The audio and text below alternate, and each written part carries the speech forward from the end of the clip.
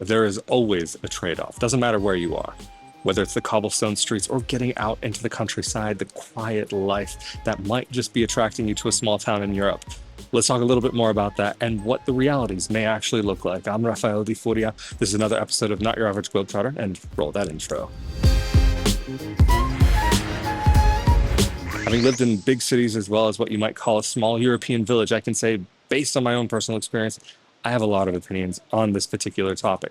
Many people who are looking to leave the US are looking for getting away from it all, getting into the quiet side of life and just really enjoying what it might be like in a little village, maybe up in the Alps somewhere. We're actually not too far away from the Alps right now, but what I can say is the first thing, there are certain things that you really need to think about. Practically speaking, what are the things that you're actually needing? Yes, you're going to need water, electricity. Okay, maybe there will be people who can live without electricity, and there are going to be places in Europe where you can find a nice little small home up in the middle of nowhere, and it might not be connected to either water or electricity. But if we're going to be talking about the general experience that most people will probably have in Europe, you're probably going to have both of those. So I won't be getting into the extremes here. Also, just before we jump too deep into this episode, if I could ask you a big favor to like and also hit the new hype button here on YouTube, that will definitely help out this video.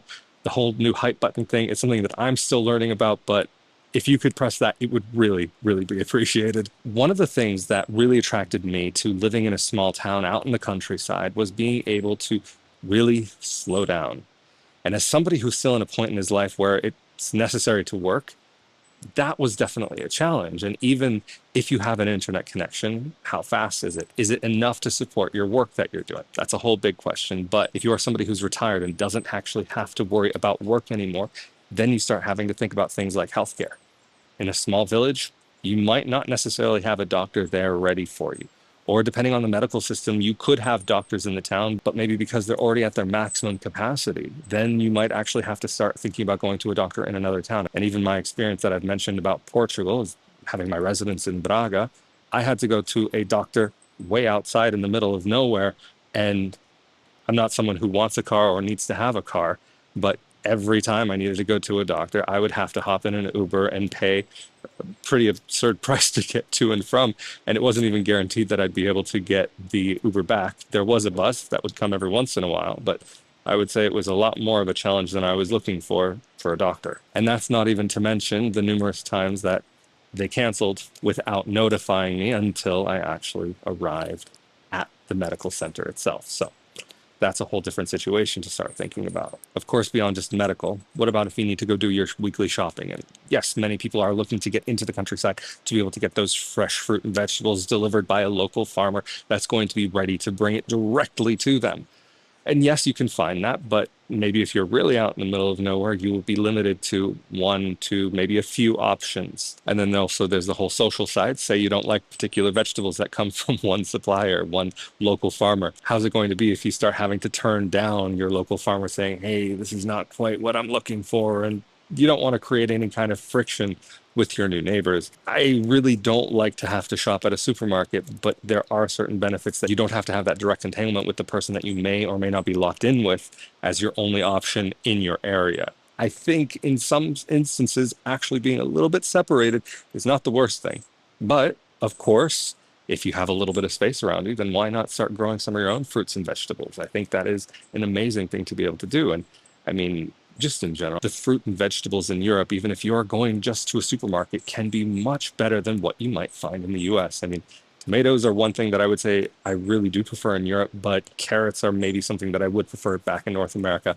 Much sweeter. And in my experience in Europe, very often the carrots can be very bitter. Personally, I'm not a huge fan of carrots in Europe. I loved them back when I was in the States, but since leaving the US, I've barely been eating carrots. Another thing that I personally looked for when I was looking at life in a smaller town was the ability to be able to really get integrated with the local community. And you may find in a small community out in the middle of nowhere that they might not be as open to outsiders. And that has definitely also been my experience as well in the US. But even in the US, I can say there are going to be many small towns where you will find that the local community might not be so open to outsiders, even if they are from the same state, the same county, the same country. If you're not from there, there might be certain feelings. I think it's a normal part of humanity that we see certain people from the outside and maybe depending on what kind of area that we grew up in, we might see anything from outside beyond that as something that is separate from us. And it could be different. There are going to be people who maybe take it to an extreme and bring it into a very dark place. But what I'm talking about is just basic human reaction. In many places in Europe, you're going to be finding people, even in the cities, that are much more accustomed to hanging out or spending time with people from their local community. The smaller the town, the more likely it is going to be that the people who you interact with will be from that town itself and maybe wouldn't have relocated there. If you are in a city, then that's a little bit of a different story and you might be able to find an expat community. But if you are going to go into the middle of the country, you might not be able to find that expat community there. And again, I've mentioned so many times that I've avoided the expat communities because you get into a bubble and it's hard to escape. But at the same time, I do also think that it is important to be able to have people who can understand you and what you're going through and even relate, because somebody who's lived in a place their whole life is not going to face the same things that you will. But at the same time, it is worthwhile having local friends. I'm not saying to ignore and to completely say like, no, you can only be with one group or the other group.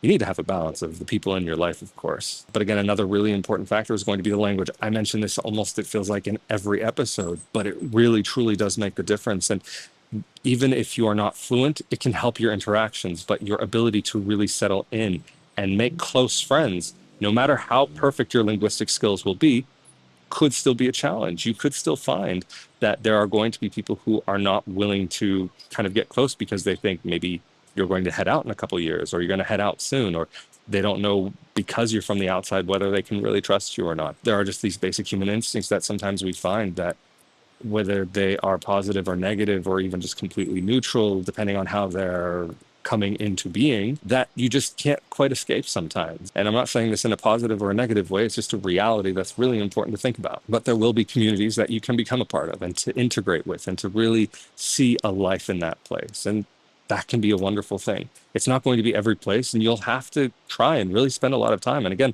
this gets back to something I've mentioned so many times in these episodes, is that you really need to take a long period to really devote to be able to spend in a place. First year, you're just learning everything again. You're kind of like that baby going goo goo gaga. And that second year, you're 2 years mark. You're starting to be able to walk. You can talk a little bit. You kind of can do some things on your own. 3 years old.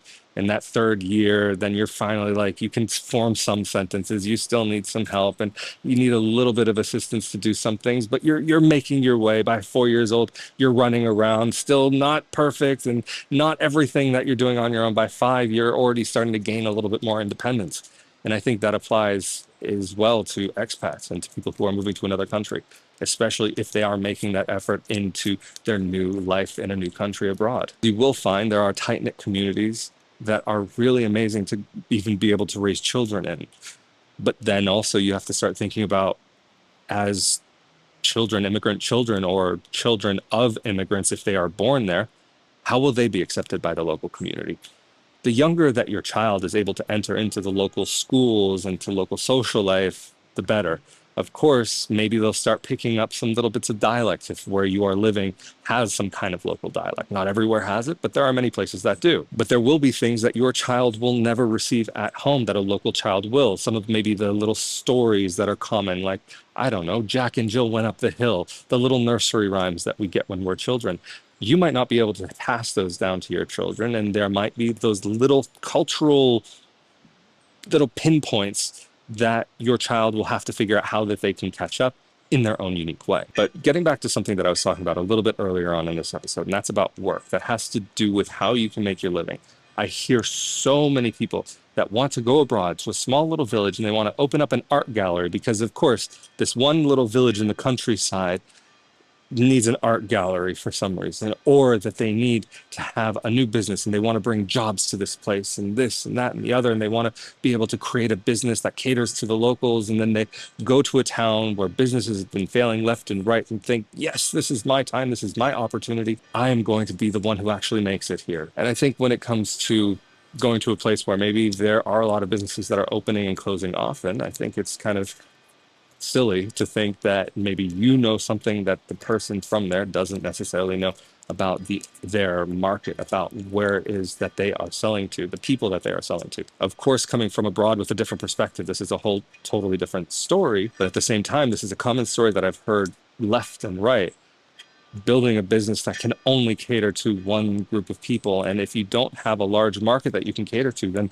I think it's going to be a fair bet that you're going to face some struggles. Doing business in a new country, regardless, comes with struggles. You have to learn about how to get through the financial system, the tax system. You have to learn about how to the local working customs. I mean, what are going to be the things that are normal for you, but different for someone from Europe, for example? I mean, even very generally, broadly speaking, the work meetings in this part of the world have a lot more social aspects to them, whereas in American meetings, and I'm sometimes still surprised by this, especially having been gone so long, that when I'm talking to people on the phone or in video calls back in the States, they just jump straight into things and without asking, like, hey, how are you doing? How's the family? How's this? How's that? Oh, it's so nice to meet you. It's so nice to this.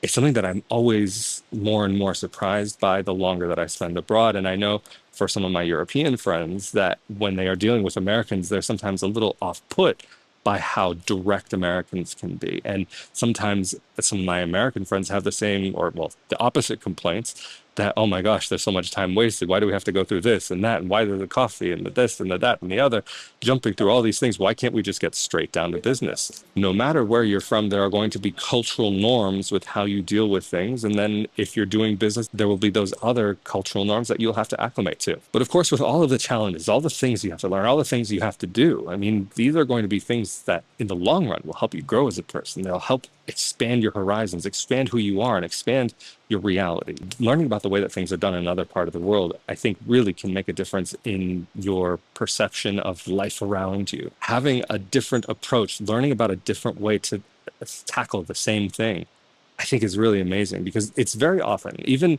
if we are from one place or another place, that we get into a certain mindset, that we get into a certain way of doing things.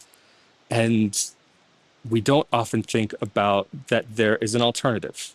I think it's too easy not to think about the alternatives. And that's not just with business, but that's also in your day-to-day life. I mean, even for example, if you are maybe someone who is single getting into a relationship, the things that might be normal for you in certain aspects of dating or getting to know somebody, making friends, social situations in general could provide very different experiences than what you might be used to or might expect from that type of interaction.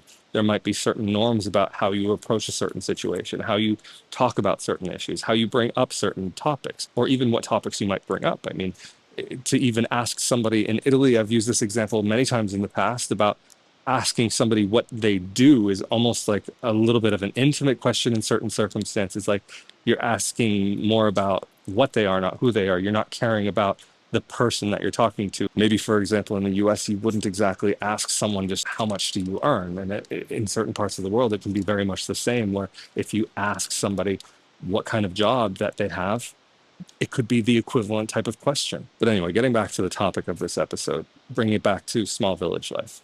For me, as I mentioned before, I'm not someone who has a car. I don't want a car. I moved to Europe because I want to be able to live in an area where I can walk around and get around. Verona, the city behind me, would be a great option for that if you live in the center. This is not where I've chosen to live, but this is where I keep coming back to each time I'm coming back to Italy now. It's kind of becoming a second base for me. But if you are going to be living out in the countryside, your ability to just walk around might be a little bit tricky. If you are looking to live a life where you can just get around, to go to the little village store and to this and to that, yeah, you'll find villages where that's very much possible. But you will also need to make sure that you have a car, because you might not have a train, or there might be limited buses that will be able to get you from one place to the other. I remember being in Sicily, in Corleone, and even having limited availability of what stores I could go to even get basic things like a bottle of water or maybe a snack or some type of shopping for groceries when I was there for the short period that I was there years ago. And there would be whole times of day where many hours, everything is just completely closed. Or maybe I wanted to go grab lunch at slightly off time. Definitely not going to be possible. Or maybe there are going to be stores that I need to go and do something. The hours will be different. There are going to be those things that you need to adjust to as time goes on and get used to. Okay, I can go to a store between this time and that time. I shouldn't expect things to be open at that time, or whatever it might be. But even for all the trade-offs that you might have, the challenges that can come along with moving to a small town, there are going to be really wonderful things that you can experience. Some of them I've spoken about. For example, being able to slow down. Are you ready for that? Are you ready to get out and just get away from it all, get away from the world? For some people, they are really in that place in their life where they can do that. Not only that they can do that, but it actually works for them. There are many people who are wanting to escape the hustle and bustle, but just find that they need maybe a little bit of hustle and bustle. I'm actually one of those people that I was wanting to live out in the middle of nowhere. I was wanting to go to a small town, to have maybe a train station close by, but still do my own thing, just have my life my way. I ended up finding out that for me personally, and I'm not saying this is for everybody, but a lot of people who I meet are very much in a similar place where they are looking for those things, but then find that even a smaller city, not a massive city, could be the right option for them. And there are the people that come from a small town in America, but then find out that a small town in Europe isn't the right choice for them, and that they need to be in a little bit of a larger place just simply because they are looking for a level of infrastructure that they are more accustomed to in the US that might exist in some small American towns that might not exist in some small European towns. But of course, if you are going to be needing certain amenities and certain access to maybe big hospitals or whatever, even if you live outside of a large city like Milan or Rome or wherever you might find, there are going to be small towns that can be quite livable, that give you access, whether it's by train, by bus, by highway, and you can get that balance that you might need. There are going to be different options that are right for everybody. I'm not saying that there's one size that fits all for everybody. There's not one perfect city. There's not one perfect town, one perfect village. As time goes on, these are going to be things that you have to discover on your own. But anyway, I'm Rafael Di Furia. This has been another episode of Not Your Average Globetrotter. A huge thank you to those of you who helped to make these episodes possible. To RafaelDiFuria.com/Patreon, Patreon.com/RafaelDiFuria for the monthly support. And a thank you to those of you who also leave a like and share these episodes with your friend. They're greatly appreciated. And as well as the new hype button on YouTube, pressing that definitely also helps this video out. Of course, again, I'm Rafael Di Furia. This has been another episode of Not Your Average Globetrotter. Stay safe and healthy out there. And I will see you all next time. Later.